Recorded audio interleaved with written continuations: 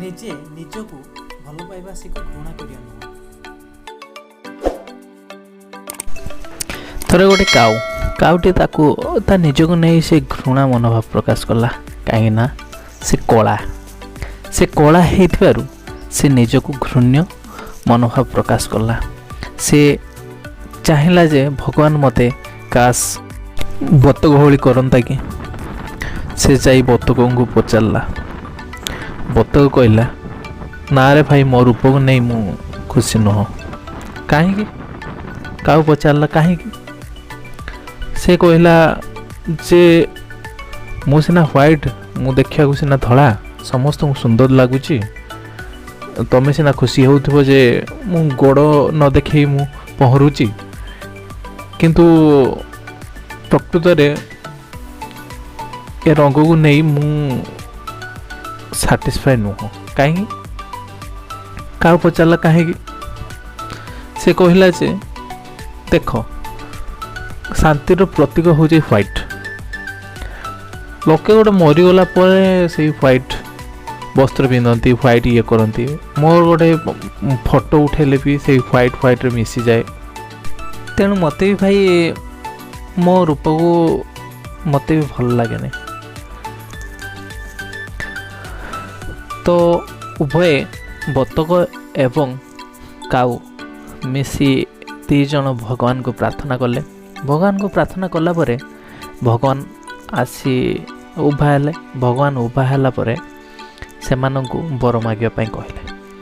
ତ ସେମାନେ କହିଲେ ଯେ ଭଗବାନ ଆମ ରୂପକୁ ଆମକୁ ଘୃଣା ଆସୁଛି।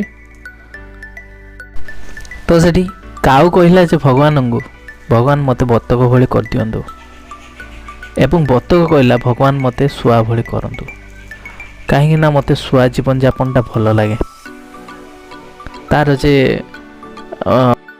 ତାର ଯେ ସବୁଜ ବର୍ଣ୍ଣ ମୋତେ ବହୁତ ପସନ୍ଦ, ଏବଂ ତାର ଜୀବନଯାପନ ବହୁତ ଭଲ ହିଁ ଲାଗେ। କାହିଁକିନା ସେ କଥା ବି କହିପାରେ।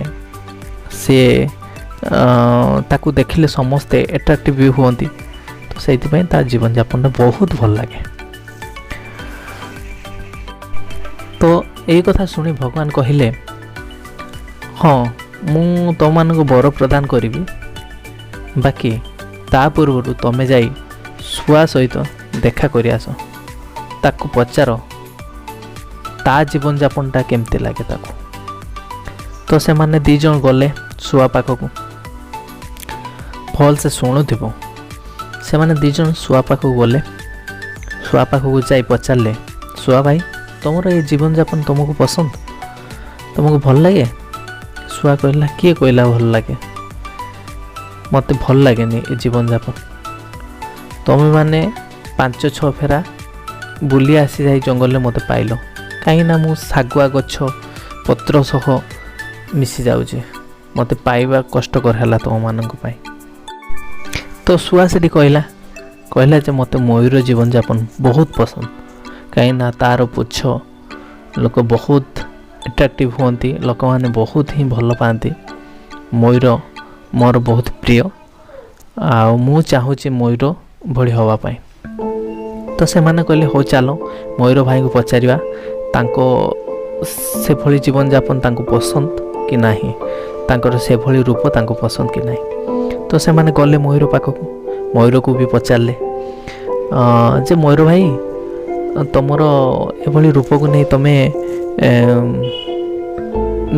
ନିଜକୁ ଧନ୍ୟ ମନେ କରୁଛ ନା ନାହିଁ, ନିଜକୁ ଭଲ ଲାଗେ ନା ନାହିଁ? ତ ମୟୂର ସେଠି ରିପ୍ଲାଏ ଦେଲା, କିଏ କହିଲା ମୋର ଏ ରୂପକୁ ନେଇ ମୋତେ ଭଲ ଲାଗେ?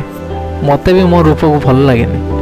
କାହିଁକିନା ବହୁତ ଶିକାରୀ ଅଛନ୍ତି, ମୋର ପାଲୁକ ନେଇ ସେମାନେ ବଜାରରେ ବିକ୍ରି କରୁଛନ୍ତି, ବହୁତ ହଇରାଣ ବି କରୁଛନ୍ତି।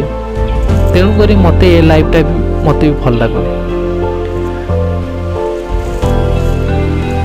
କାଉ ଭାଇ, ତୁମ ତ ବହୁତ ବିନ୍ଦାସ ଲାଇଫ୍। ତୁମେ ତ ସବୁଦିନ ବିରିୟାନୀ, ମଞ୍ଚୁରିଆନ୍, କେତେ କ'ଣ ଖାଉଛ, କେତେ କ'ଣ ଦେଖୁଛ।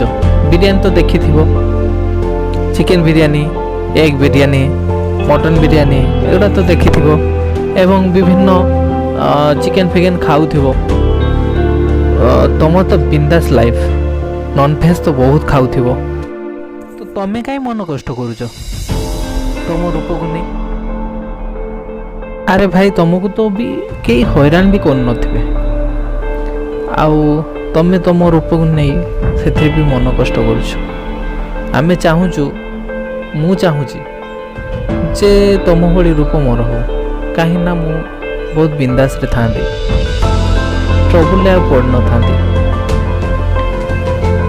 ତ ଭାଇମାନେ ମୋର କହିବାର ତାତ୍ପର୍ଯ୍ୟ ଏହା ଯେ ଆପଣ କେବେ ଆପଣ ନିଜ ରୂପକୁ ବା ନିଜ ଗୁଣକୁ ନେଇ କେବେ ଦୁଃଖ ପ୍ରକାଶ କରନ୍ତୁ ନାହିଁ, କାହିଁକିନା ସେ ଯେଉଁ ଅବସ୍ଥାରେ ଥାଆନ୍ତି ସେ ଭଲରେ ହିଁ ଥାଆନ୍ତି, ଆଉ ସେଇ ଅବସ୍ଥାରୁ ସିଏ ଗ୍ରୋ ଅପ୍ କରିବା ପାଇଁ ଟ୍ରାଏ କରିବା ଉଚିତ। ନହେଲେ ଆପଣ ବହୁତ ବଡ଼ ସମସ୍ୟାରେ ପଡ଼ିବେ। ସବୁବେଳେ ମନେ ରଖନ୍ତୁ, ସବୁବେଳେ ଯିଏ ଯେଉଁ ଅବସ୍ଥାରେ ରହୁଛନ୍ତି ସେ ଅବସ୍ଥାରେ ଆଗକୁ ବଢ଼ିବା ପାଇଁ ଚେଷ୍ଟା କରନ୍ତୁ, ସେ ଅବସ୍ଥାକୁ ନେଇ ଦୁଃଖ ପ୍ରକାଶ କରନ୍ତୁ ନାହିଁ। ନହେଲେ